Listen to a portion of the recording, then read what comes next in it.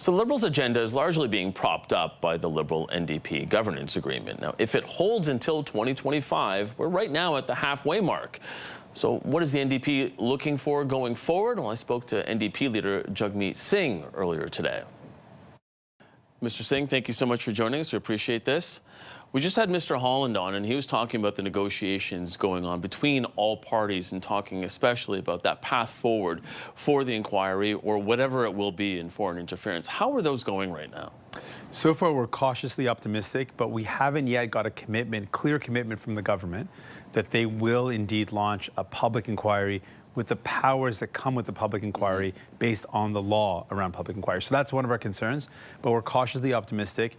I propose that the only way forward is one where all recognized parties have a seat at the table to come to a consensus agreement around the terms of reference and the person or persons that will be guiding the public inquiry. You're saying a public inquiry with the powers of the public inquiry. Why are you making that difference?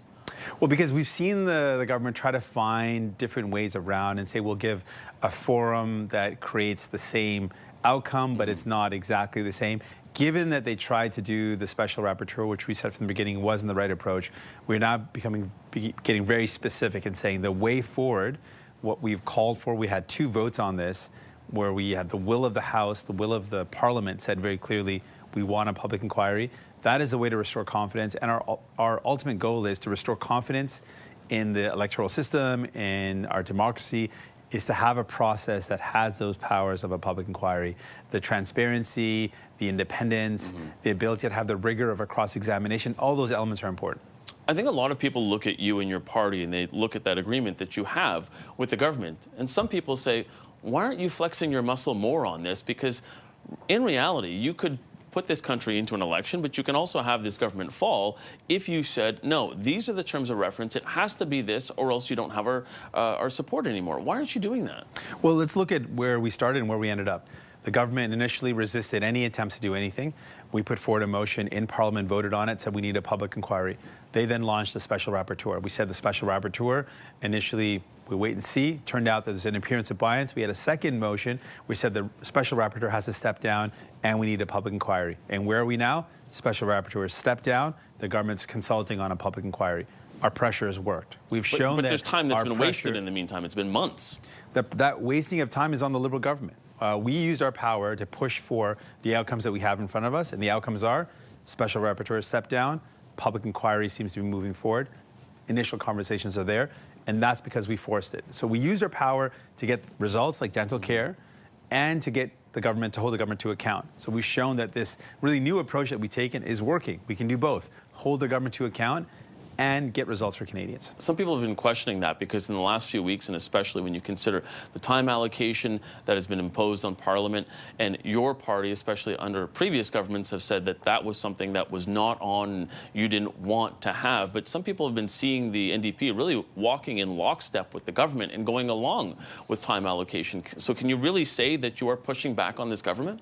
Well, those are things that we wanted. We want the budget to go forward because it's got dental care for seniors.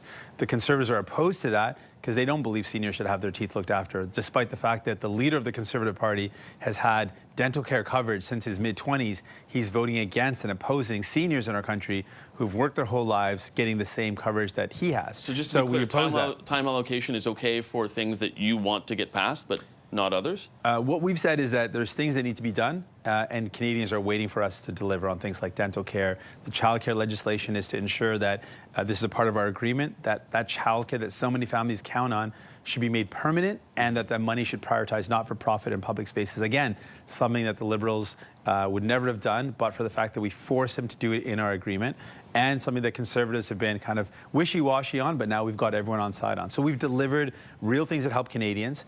We know that the Conservatives are trying to bog down Parliament, and that's not helpful for the things that Canadians need. So we push forward. You can see how some people may say that it almost sounds a little hypocritical that you're saying that, yeah, time allocation is okay for things that the NDP wants as priorities, but you were speaking against it beforehand.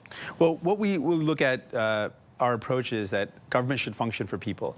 And if the Conservatives are just trying to bog down things because they're opposed to dental care, they think that it's wrong for Canadians to get the same coverage that they get, or they think that having legislation that enshrines childcare in law is wrong, and they're delaying that from happening. That's going to hurt Canadians. We believe that our job is to make Parliament work for Canadians, to make it function, and sometimes that means moving legislation forward. What does that say for the state of your agreement right now? Because a lot of people will sort of take a temperature check on it as this session ends. Do you feel that you ended the session in a good place with this agreement and really sort of having the building blocks for even getting more as a party out of this minority government? Yeah, we look at the past period of time and what have we achieved since the election in 2021? Well, we've got paid sick days permanently as law in Canada.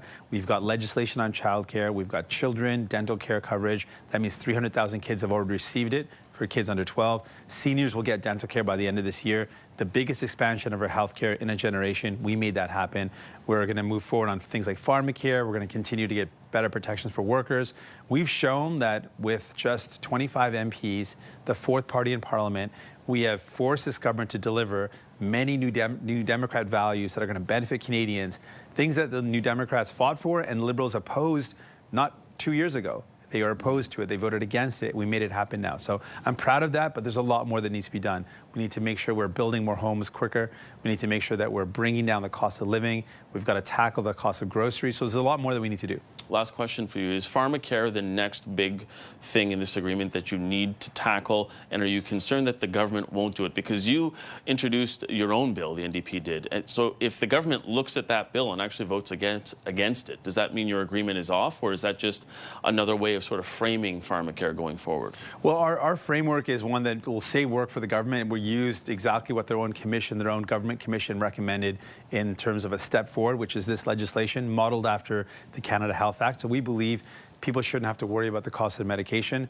With all the other costs in their lives, we can bring down that cost. It'll save a lot of families money. We want to move ahead with it. It's a part of our agreement, absolutely. This summer, we're going to spend our time really focused on housing. It's one of the things that we've heard from so many people, the cost of rent, the cost of mortgages, and we want to talk about solutions to that. Okay, Mr. Singh.